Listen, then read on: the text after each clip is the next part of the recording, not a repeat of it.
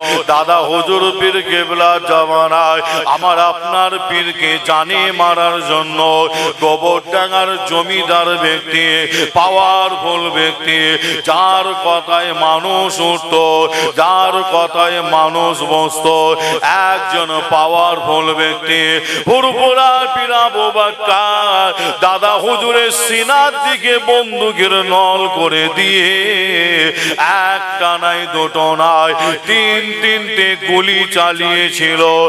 একটাও গুলি বন্দুকের নল থেকে বার হয় না। ফুরফুরার পীর আবু বকর দাদা হুজুরে সিনাই গিয়ে একটাও গুলি লাগে না। আরো জোরে বলুন সুবহানাল্লাহ। এ নবী প্রেমিকেরা, দাদা হুজুরের সিনায় গুলি লাগলো না কেন? এইটা চিন্তা আমি আপনি অনেকে করি না। আলোচনা শুনি, এক কান্দে শুনি আর এক কান্দে বার করে দে। তবে আলোচনা শোনার পরে আপনাকে আমাকে চিন্তা করতে হয়, ভাবতে হয় আপনার দাদা হুজুরের সিনায় গুলিটা না লাগার কারণ কি ছিল। এ নবী প্রেমিকেরা, দাদা হুজুরের সিনায় গুলিটা না লাগার কারণ ছিল কি জানে? কারণটা হলো দাদা হুজুর পীর কেবলার উপরে আল্লাহর মাদাদ, আল্লাহর সাহায্য হয়েছিল। আর এই আল্লাহর মাদাদ সাহায্য পেতে গেলে আল্লাহকে রাজি, আল্লাহকে খুশি করতে হবে। ফুরফুরা জমিনে শুয়ে আছে আমার আপনার পীর মুজাদ্দিদুজ্জামান হযরত পীর দাদা হুজুর পীর কেবলা রাহমাতুল্লাহ আলাইহি। আল্লাহ যিনাকে জামানার মুজাদ্দিদ করেছিল, একবার ইতিহাস খুলে দেখুন, ইতিহাস সাক্ষী দেয় আমার আপনার পীর মুজাদ্দিদুজ্জামান মুসলমানের ঘরে ছেলে মেয়েরা, আব্বারা, তরুণেরা, আয়ামা নওজওয়ান যুবকেরা, পর্দার অন্তরালে মা বোনেরা, এ আমার নবী প্রেমিকেরা, তাই আপনাদের ছোট ভাই, ছোট ছেলে হিসাবে আপনাদের জানিয়ে দিয়ে যায়, এই 2026 সাল কঠিন সময়, কঠিন টাইম আমাদের কাছে আগিয়ে এসেছে। আপনারা যদি লক্ষ্য করে দেখেন, সারা পৃথিবী জুড়ে কঠিন একটা পিলার, কঠিন একটা চক্রান্ত চালানো হয়। এই ভারতবর্ষের জমিনে পশ্চিম বাংলার বুকেও একই পিলার, একই চক্রান্ত চালানো হয়। এই কঠিন সময়, কঠিন টাইমে আপনাকে আমাকে বাঁচতে যদি হয়, মনে রাখবে আপনাকে আমাকে কেউ বাঁচাতে পারবে না। কোনো পিসায় বাঁচাতে পারবে না, কোন পীরজাদা বাঁচাতে পারবে না, কোন নেতা মন্ত্রী বাঁচাতে পারবে না, কোন ব্যক্তি বাঁচাতে পারবে না।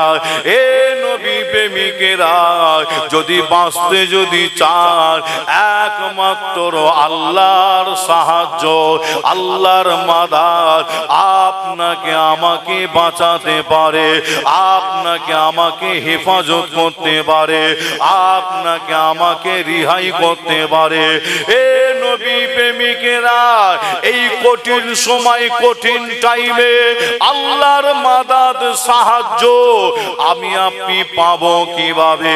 আল্লাহর সাহায্য, আল্লাহর মাদাদ যদি পেতে চান, আমি আসিম বিল্লাহ আপনাদের বলে দিয়ে যায়, আল্লাহর ওলি গরিবে নওয়াজ খাজা মঈনুদ্দিন চিশতি আজমিরি হুজুর আল্লাহর সাহায্য, আল্লাহর মাদাদ পেয়েছিল। আল্লাহকে রাজি খুশি করতে গেলে নাম্বার 1 একটা কাজ আছে।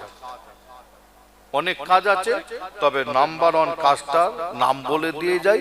অনেক কাজের মধ্যে নাম্বার 1 কাজ হলো খোদাকে সেজদা দিয়া, খোদাকে সেজদা দিয়া, নামাজ পড়া। আল্লাহু আকবার। নামাজের মধ্যে, সেজদার মধ্যে আল্লাহ এত মজা দিয়েছে, পীরের ঘরের বাচ্চা আপনাদের বলে দিয়ে যাই, শুধু কবরে, কিয়ামতে, মাহশারে শুধু জেনা, দুনিয়া এবং আখিরাতে আল্লাহ কোন জায়গায় আপনাকে আমাকে কমতি রাখবে না। একবার জোরে বলুন।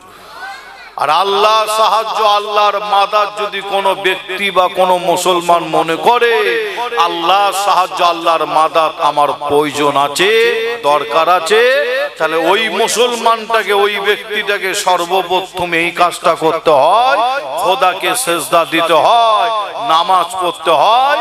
আল্লাহ নামাজের মধ্যে আল্লাহ এত মজা দিয়েছে, আসমান থেকে আল্লাহ আপনার আমার ওপরে সাহায্য করবেন। একবার জোরে বলো, আরো জোরে হবে না? তাই আপনাদের এই কবরবাসীদের রুহের মাগফিরাতের দুয়ার মাজলিসে আমি আগেও বলেছি, আবারও বলছি, সেটা হলো কি, আমলি জিন্দেগি, আমলি ময়দান তৈরি করতে হয়। আর আমলি জিন্দেগি, আমলি ময়দান তৈরি করতে গেলে মনে রাখবে, নফল ইবাদত যত আছে আপনাকে আমাকে তো করতে হয়, নফল ইবাদত করা ভালো, কিন্তু আপনার ফরজকে ছেড়ে দিয়ে নফল ইবাদত যদি করেন কোনো কাজে লাগবে না। ফরজ আল্লাহ যেমন 5 ওয়াক্ত নামাজকে আমার আপনার জন্য পড়া ফরজ করেছে, এই 5 ওয়াক্ত নামাজ ছেড়ে দিয়ে যদি কেউ শুধু নফল নামাজ পড়ে, নফল নামাজ পড়ে, বলেন কোনো লাভ হবে বলে মনে হয়? লাভ হবে কি? কোনো লাভ হবে না। যে আল্লাহ যে গুণ ফরজ করেছে আপনাকে আমাকে ফরজ গুণ আদায় করতে হয়। আর ফরজের পাশাপাশি নফল যত ইবাদত করবেন ওই ব্যক্তি খুব তাড়াতাড়ি আল্লাহকে রাজি খুশি করে ফেলতে পারে। জোরে বলুন। আর আল্লাহ রাজি খুশি যদি হয়ে যায় আল্লাহর আসমানি মাদাত আপনার উপরে হবে ইনশাআল্লাহ। 2026 সাল যত বড় মাস্তানা সুখ, যতই প্ল্যান চক্রান্ত করুক, আপনি যদি আল্লাহকে রাজি খুশি করতে পারেন আপনার একটা পশম হিলানোর ক্ষমতা কারো হবে না। আর একবার জোরে বলুন, আর একটু জোরে হবে না? মুসলমানের ঘরে ছেলে মেয়েরা, বাড়া তরুণেরা, আয়ামা নওজওয়ান যুবকেরা, পর্দার অন্তরালে মা বোনেরা, এ আমার নবী প্রেমিকেরা, তাই খাজা হুজুরের কথা বলতে বলতে চলে এলাম। এ নবী প্রেমিকেরা, ওই পাথরটা আজও পর্যন্ত আছে। আপনি পাহাড়ের ওপর থেকে হেঁটে হেঁটে নিচুর দিকে নামবেন, নাবার পথে দেখবেন আজও পর্যন্ত ওই পাথরটা একটা জায়গায় রাখা আছে। শুধু পাথর দেখবেন যে না, ভালো করে লক্ষ্য করলে দেখবেন ওই পাথরের গায়ে আল্লাহর ওলি এই দুটো আগুনের ছাপ আজও পর্যন্ত দেখতে পাওয়া যায়। এ নবী প্রেমিকেরা মনে রাখবে, তখন ভারতের জমিনে মাথায় টুপি দেনেওয়ালা, কলমা পড়নেওয়ালা একজনই মুসলমান, তিনার নাম হলো গরিবে নওয়াজ খাজা মঈনুদ্দিন চিশতি আজমিরি হুজুর। এ নবী প্রেমিকেরা, ওই পাথর দেখার পরে আবার আপনি কিছুটা নিচের দিকে নামবেন, পাহাড় থেকে নিচের দিকে হেঁটে হেঁটে হেঁটে হেঁটে নিচের দিকে নামবেন, নাবার পথে দেখতে পাবেন আল্লাহর ঘর, একটা মসজিদ পাহাড়ের ওপরে আল্লাহর ঘর।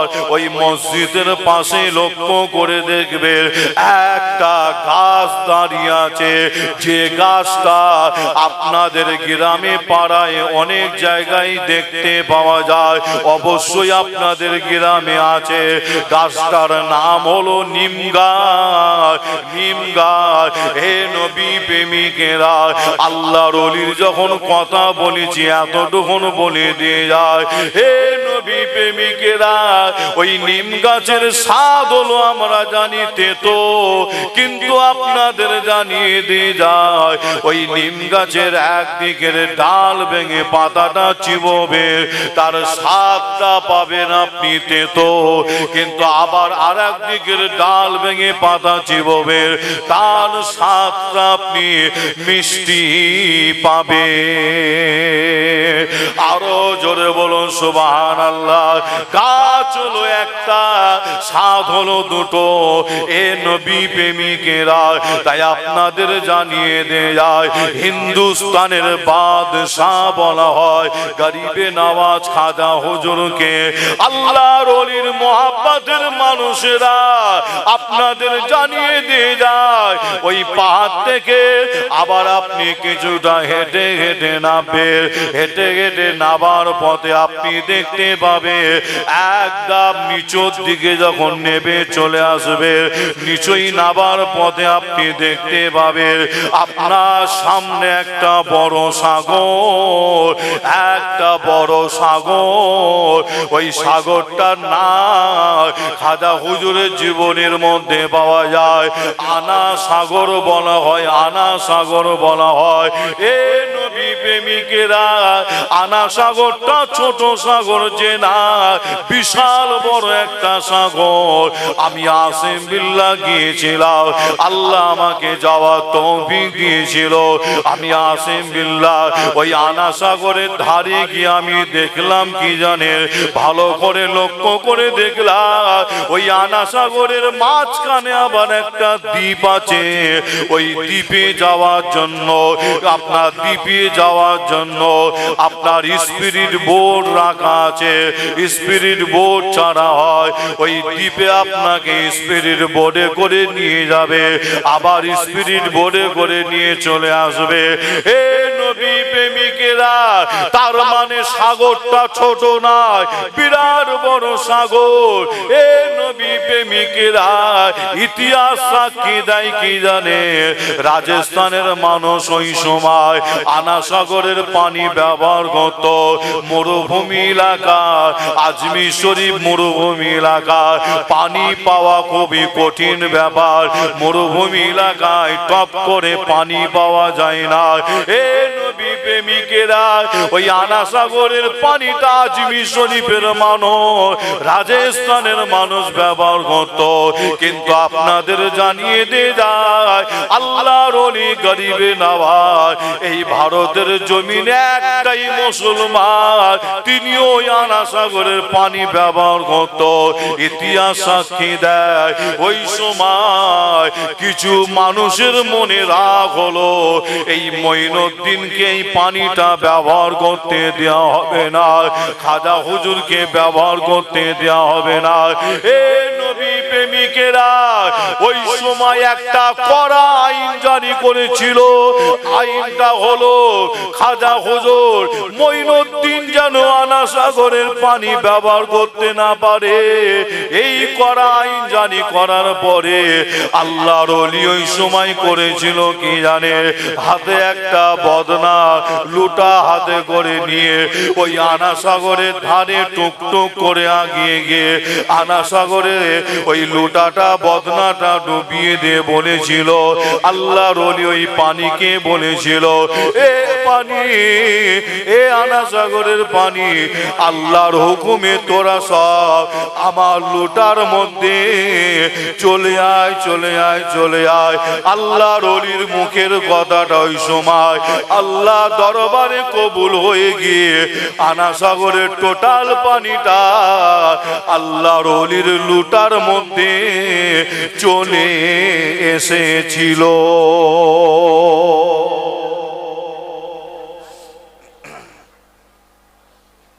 জোরে হবে না সুবহানাল্লাহ?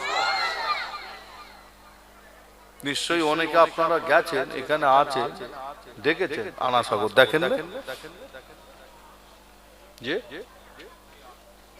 অনেকে গেছেন জানলে, আবার অনেকে দোয়া চাই আল্লাহ যেন আপনাদের ওলি বান্দার দরবারে যাওয়ার তৌফিক দান করেন। জোরে বলুন আল্লাহুম্মা আমিন। তবে খাজা হুজুরের মাজার যান আর আল্লাহর ওলির, যে কোনো আল্লাহর ওলির মাজারে যান, কবর জিয়ারত যদি করতে যান, মাজার জিয়ারত যদি করতে যান, এতে কোনো অসুবিধা নাই। কিন্তু নিয়ম সিস্টেম অনুযায়ী আপনাকে আমাকে কবর জিয়ারত, মাজার জিয়ারত করতে হয়। নিয়ম সিস্টেম মানে শরিয়াতের নিয়ম অনুযায়ী। আর নিয়মের বাইরে যদি চলে যায় তখন আমার আপনার জন্য কবর জিয়ারতটা গুনাহ হবে। কি হবে? গুনাহ হবে। যে নিয়ম সিস্টেমের বাইরে মানে, শরিয়াতের বাইরে মানে, অনেক মুসলমান আছে দেখবেন মসজিদে সেজদা না দিয়ে মাজারে সেজদা দেয়, আছে না? না এমন অনেক মানুষ নয়, আল্লাহর ঘর মসজিদে সেজদা না দিয়ে সেজদা দিচ্ছে মাজারে গিয়ে। চিন্তা করো, মাজারে গিয়ে বলছে আমার একটা সন্তান নেই, আপনি আমাকে একটা সন্তান দেন। বলা যাবে? বলা যাবে? কোন ওলি দরবারে গিয়ে বলা যাবে কি? বলা যাবে না। সেজদা দেবেন কাকে? চাইবেন কার কাছে? বলবেন কাকে? আল্লাহকে। সেজদা আল্লাহকে দেবেন, বলতে যদি হয় আল্লাহকে বলুন, চাইতে যদি কিছু হয় আল্লাহর কাছে চান। সবই তিনার হাতে, সবই তিনার হাতে। আমরা চাই অন্যজনের কাছে, মাজারে গিয়ে আমরা চাই, বলি খাজা হুজুর আমার একটা সন্তান নেই, আপনি আমাকে একটা সন্তান দেন। খবরদার, গুনাহ হবে। গুনাহ মানে কঠিন গুনাহ হবে। এতটুকুন করতে পারে, এতটুকুন বলতে পারে। কি বলতে পারে? সেটা হচ্ছে খাজা হুজুরের মাজার, আল্লাহর ওলিদের মাজারে গিয়ে আপনি এতটুকুন করতে পারেন। কি করতে পারেন? ওখানে দাঁড়িয়ে যতটুকুন যা জানেন তেলাওয়াত করবেন। ধরেন উদাহরণ দিয়ে বলছি, ফুরফুরা শরীফে দাদা হুজুরের মাজার জিয়ারত করতে গেছেন, এই গ্রাম থেকে পাড়া থেকে আপনারা গেছেন, জিয়ারত করতে গিয়ে দাদা হুজুরের মাজারের ভেতরে প্রবেশ করলে, ভেতরে ঢুকে গিয়ে আপনারা যতটুকুন যা জানেন তেলাওয়াত করবে। দোয়া দরুদ তো কম বেশি প্রত্যেকেই জানে, যতটুকুন যা জানেন ওখানে দাঁড়িয়ে তেলাওয়াত করবেন, দোয়া দরুদ গুলো পড়বেন। পড়ে নিয়ে যখন পড়া কমপ্লিট হয়ে যাবে, ওখানে দাঁড়িয়ে দাদা হুজুরের মাজারে দাঁড়িয়ে আল্লাহর দরবারে দুটো হাত তুলে আপনি দোয়া চাইবেন। দোয়া চাইবেন, যে মন থেকে দোয়া চাইবে। দোয়া চাইতে চাইতে চাইতে চাইতে চাইতে চাইতে এতটুকুন কাজ আমার আপনার। আল্লাহর ওলির মাজারে গিয়ে কি কাজ?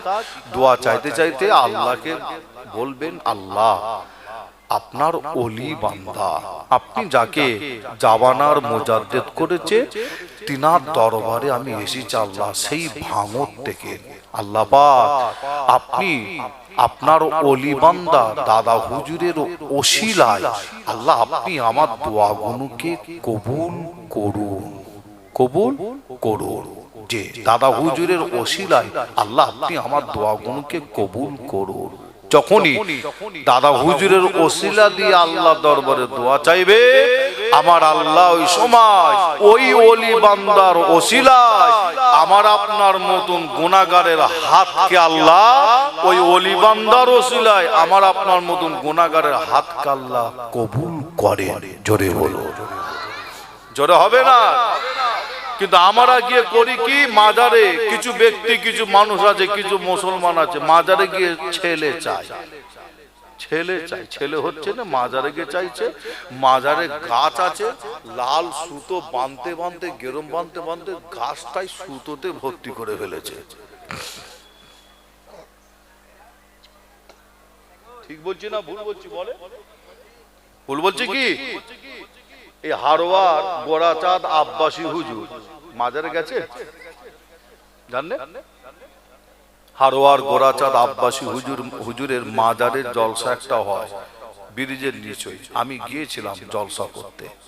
ওই দোকান আছে, বাজার বসে, ওই দোকানগুলোকে সরিয়ে দিয়ে ওই দিনে সরিয়ে দেয়, জলসা একটা হয়। আমি গিয়েছিলাম জলসা করতে। তবে মাঝে মধ্যে সুযোগ পেলে আমি হারোয়ার গোরাচাঁদ আব্বাসী হুজুরের ওইদিকে জলসা থাকলে মাঝে মধ্যে দাঁড়িয়ে একটু জিয়ারত করি, যাই। শুধু হারোয়ার গোরাচাঁদ আব্বাসী হুজুর নয়, আল্লাহর ওলিদের মাজার রাস্তায় কোনো জায়গায় জলসায় গেছি বা ফিরছি, একটু সুযোগ পেলে দাঁড়াই, জিয়ারত করি। হারোয়ার গোরাচাঁদ আব্বাসী হুজুর, বেশি দূরে যেতে হবে না, তিনার মাজারে গিয়ে দেখলে আপনারা বুঝতে পারবেন মুসলমান কিভাবে শিরক বেদাতের কাজ করছে। আল্লাহ কিভাবে শিরক বেদাতের কাজ করছে। যে আপনাদের ছোট ভাই ছেলে হিসাবে আপনাদের বলে দিয়ে যায়, কিয়ামতের দিনে যতটুকুন আমরা আমল করে উঠব, সেই কঠিন দিন যেদিন আমার আল্লাহ আমার আপনার মাথার উপরে একতেলাব আছে, এক বেদ্দা বা এক হাত উঁচুতে সূর্যকে আল্লাহ যখন নামিয়ে দেবে, সেই দিনে, কঠিন দিনে, বিচারের দিনে আল্লাহ বলছে ওই সমস্ত শিরক যারা করেছে তাদের ওই সমস্ত আমলগুলোকে আমি আল্লাহ কিয়ামতের দিনে ধুলার মতন উড়িয়ে দেব। কিসের মতো? ধুলার মতন আল্লাহ উড়িয়ে দেবে, কোনো কাজে লাগবে না। যে সিস্টেম নিয়ম শরিয়াত অনুযায়ী আপনাকে আমাকে কাজ করতে হয়, শরিয়াত অনুযায়ী নামাজ ইবাদত করতে হয়, আর শরিয়াত অনুযায়ী যদি আমি আপনি করতে পারি তাহলে মনে রাখবেন আল্লাহর দরবারে কবুল হবে। জোরে বলুন, আরো জোরে হবে না? আপনাদের ছোট ভাই ছেলে হিসাবে আপনাদের কাছ থেকে বিদায় নেওয়ার যে সময় হয়ে গেছে, 10টা ঘড়ির কাঁটা পার হয়ে গেছে। এখান থেকে আবার একটু অন্য জায়গায় যাব। যে আজকে শরীরটা একটু, আমি কমিটিকেও বলিনি, এই আপনাদের কাছে বলে ফেলছি, আমার যখন শরীর যখন অসুস্থ থাকে একটু, অনেকে করে কি কমিটিকে ফোন করে শরীর খারাপ এই হয়েছে হ্যান হয়েছে, আমি নাম বলছি না কারো, কমিটিও নওয়াজ খাজা মঈনুদ্দিন চিশতি আজমিরি হুজুরের কথা বলছিলাম, তাই তো নাকি?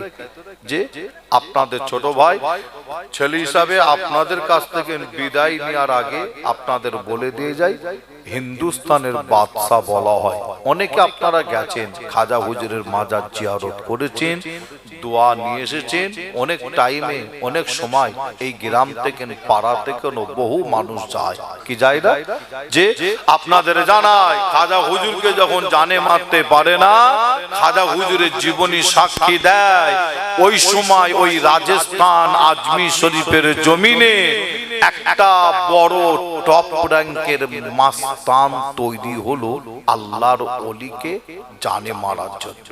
টপ র্যাঙ্কের মাস্তান, তার মানে যার নাম শুনলে ওই সময় রাজস্থানের মানুষ ভয়ে পেরেশান হয়ে যেত। টপ র্যাঙ্কের মাস্তান তার মানে যার নাম শুনলে ওই সময় ওই টাইমে নাম শুনে ভয়ে মানুষ কাঁপতো। টপ র্যাঙ্কের মাস্তান, যে ওই টপ র্যাঙ্কের মাস্তান আল্লাহর ওলি গরিবে নওয়াজ খাজা মঈনুদ্দিন চিশতি আজমিরি হুজুরকে জানে মারার জন্য শেষ পর্যন্ত একটা প্ল্যান করলো। কি প্ল্যান? খাজা হুজুরকে মারার জন্য টপ র্যাঙ্কের মাস্তান একটা পাথরের উপরে জাদু করছে, আল্লাহর ওলিকে মারবে। কিসের উপরে? কিসের উপরে? পাথর। একটা পাথরের উপরে জাদু করছে আল্লাহর ওলিকে জানে মারার জন্য। মনে রাখবেন পাথরটা ছোট পাথর ছিল যে না, বিশাল বড় পাথর ছিল। এত বড় পাথর এই গ্রামের যদি 400 থেকে 500 যুবক মিলে পাথরটাকে যদি তুলে যদি চাগানোর চেষ্টা করে, তুলে চাগাতে পারবে না। এত বড় পাথর যোগী জাইপাল ওই বিশাল বড় পাথরে জাদু করছে আল্লাহর ওলিকে জানে মারার জন্য। জাদু করে ওই পাথরটাকে যখন আল্লাহর ওলির দিকে জাদুর দ্বারাই যখন ছুড়ে দিয়েছিল, জাদুর দ্বারাই, আপনাদের বলে দিয়ে যাই হাদিস শরীফের মধ্যে এটাও প্রমাণ আছে, পাওয়া যাচ্ছে। সেটা হচ্ছে কি জানে, আমার আপনার নবীকে পর্যন্ত ছাড়া হয়নি। আল্লাহ রসুলের জবানায় আমার আপনার নবীকে পর্যন্ত জাদু করা হয়েছিল।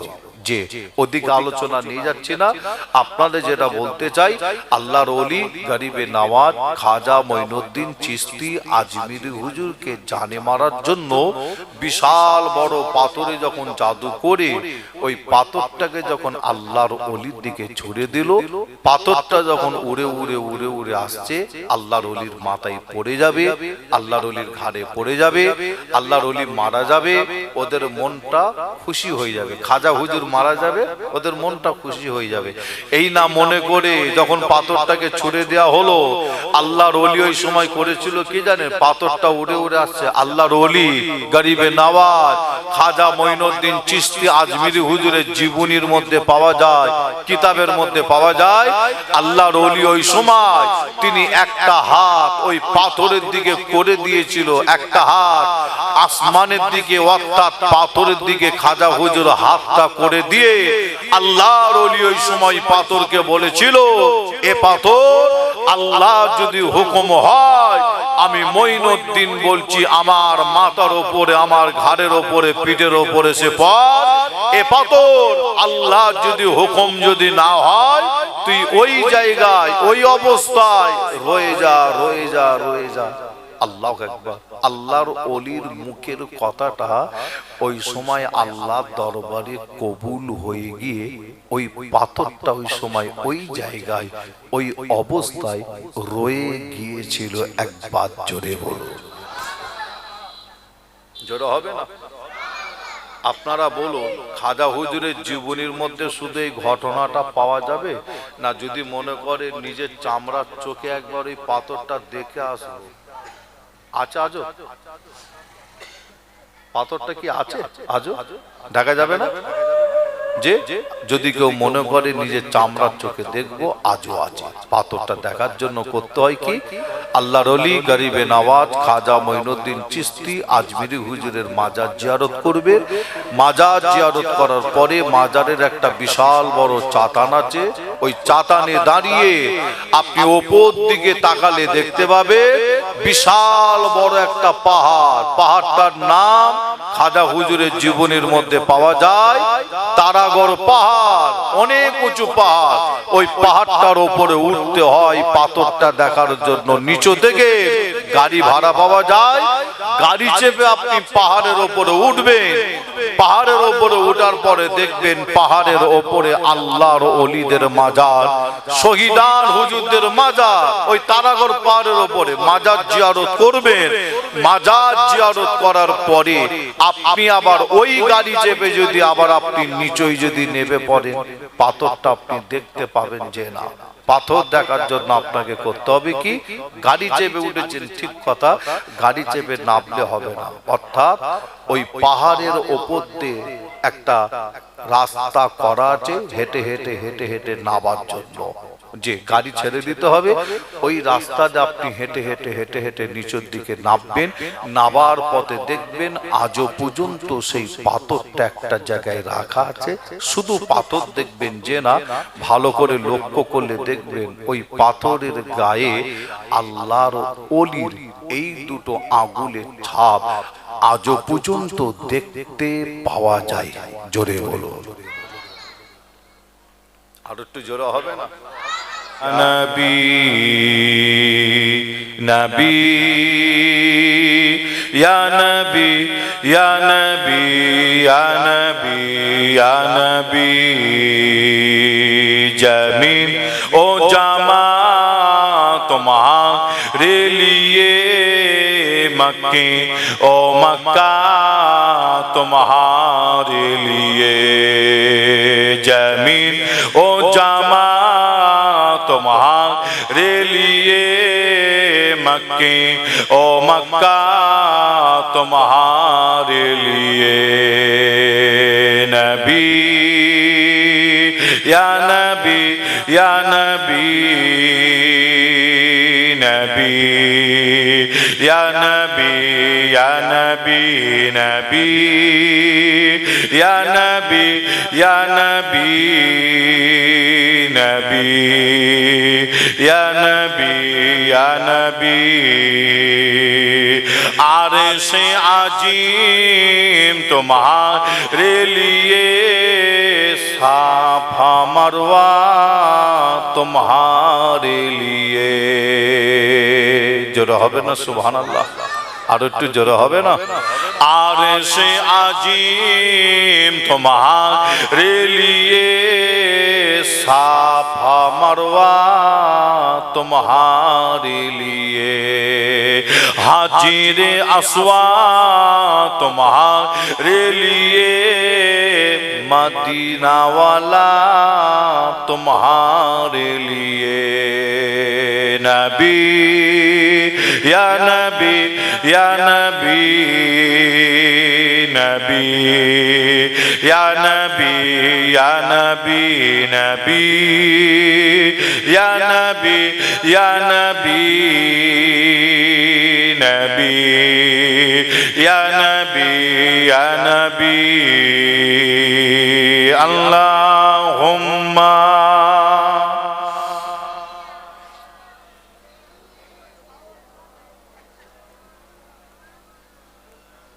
ওয়ালা আলি সাইয়্যিদিনা।